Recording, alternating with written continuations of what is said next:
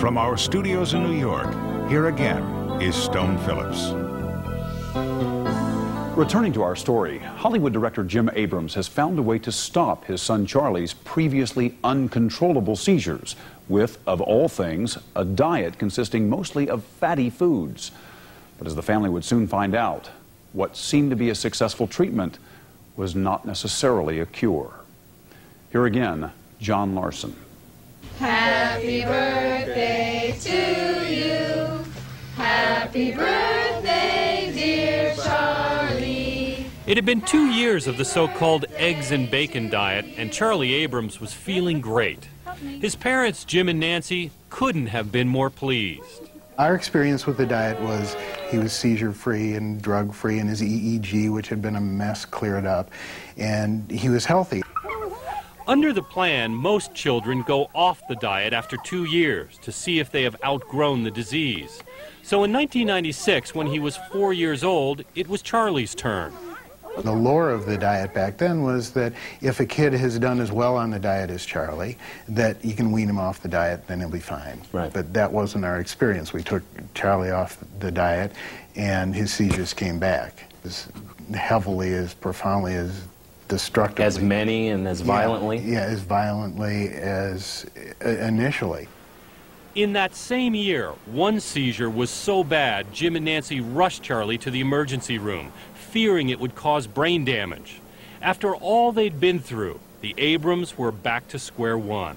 So we called Dr. Freeman at Hopkins and said, you know, that was a refresher course we weren't interested in taking.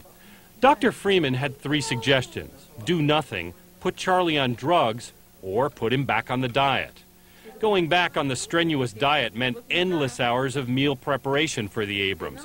Every bite had to be measured down to the gram. The right balance of high fat, high protein had to be exact. But for Jim and Nancy, the decision was easy. So we instantly put him back on the diet, Right. and a day later his seizures were gone. Once again. Once again, as dramatically, his seizures were gone. He was just fine. The Abrams would try to take Charlie completely off the diet again 2 years later. But before we tell you more about what happened, you should know that as much as the diet was changing Charlie's life, it was transforming Jim's as well. A father's desperate struggle to save his son from a terrifying Jim says the illness. original broadcast of Charlie's story was like the breaking of a dam. Tens of thousands of emails and letters from families with epileptic children flooded Jim's office. And one of the letters that we got from somebody who was on the diet and saw Dateline that night was a true story about another family who had found the diet and had to go through extraordinary circumstances in order to get their kid on the diet. Jim contacted the family. The mother shared their story. And what happened next could only happen in Hollywood. And, you know, I actually got to call her up one day and say, Meryl Streep is playing you. And we made a movie about the ketogenic diet. What have we got here? In 1997, Jim told their story in a made-for-television movie, First, Do No Harm. Once again, the diet was on the national stage, reaching families whose doctors had failed to tell them about it. When he was on the drugs, he was a zombie. I mean, Families like Jim and Jennifer Southerns of Palmdale, California. All 4 of their children suffer from epileptic seizures. After seeing Jim's movie, they first put their eldest son on the diet. We went from 30 a day to none, almost. the seizures were shrinking, and it was less. I mean, it was unbelievable. We were like, oh my God. You know, we were really happy, but we were also saying, you know, we could have did this a long time ago. You know, we could have not went through that, you know, years of drugging him, you know. They put their other 3 children on the diet as well, and again it worked. All 3 seizure-free. I was really like mad when we found out about the diet, because we were like, wait a minute, we didn't even get that option. No one even came and said, okay, you can take this medication, but there's also this diet. So we could sit down and make the decision.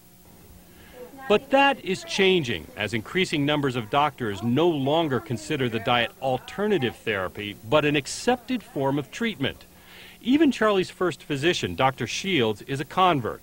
One recent study supports what the creators of the diet had known, that the diet is 50 to 70% effective in reducing seizures in pediatric epilepsy where drugs no longer work. Which may be why Jim Abrams, the Hollywood movie director, has written a new script. Not for some movie, but for his own life. He no longer directs Hollywood blockbuster comedies. He has chosen instead to dedicate himself to spreading the word of a diet. How is the new life different from the old life? I don't want to ever minimize how much fun it is to sit in an audience and hear the laughter when you've made a comedy movie, and you know, you remember the day we thought of the joke. Surely you can't be serious. I am serious, and don't call me Shirley. Can you remember refining it and filming it, and now you can sit anonymously in the audience and hear the laughter, and that's wonderful. But to pick up the telephone and be able to talk with someone who says, I got my kid back, and you were helpful in that, you know, there's nothing quite like it. It occurs to me you're still in the business of making people smile. Yeah. Hopefully. Yeah, that's true. You know, that's a much broader smile, you know. That's certainly a longer lasting smile than please don't call me Shirley.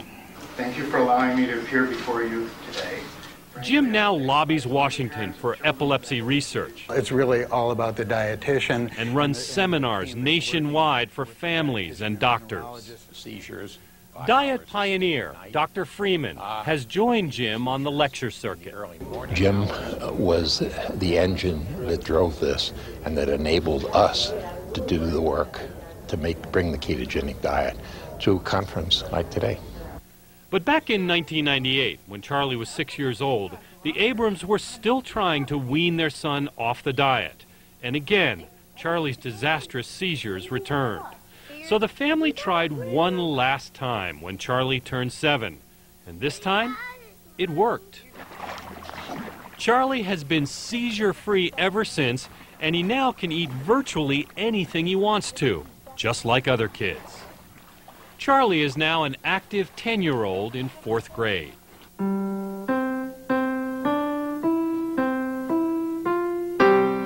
And on this day, performing at his 2nd piano recital. The song, A Gift to Be Simple. So what was that like, to listen to that and to think about what he's been through and how this has played out? Yeah. It was a long time ago, but it's still... You haven't changed that much in 8 years.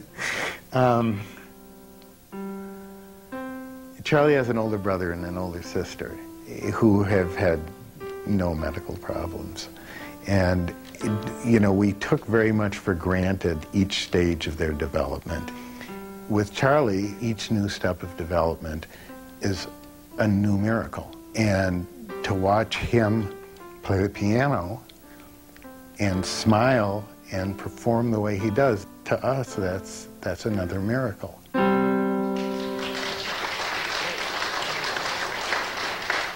Jim Abrams has set up the Charlie Foundation.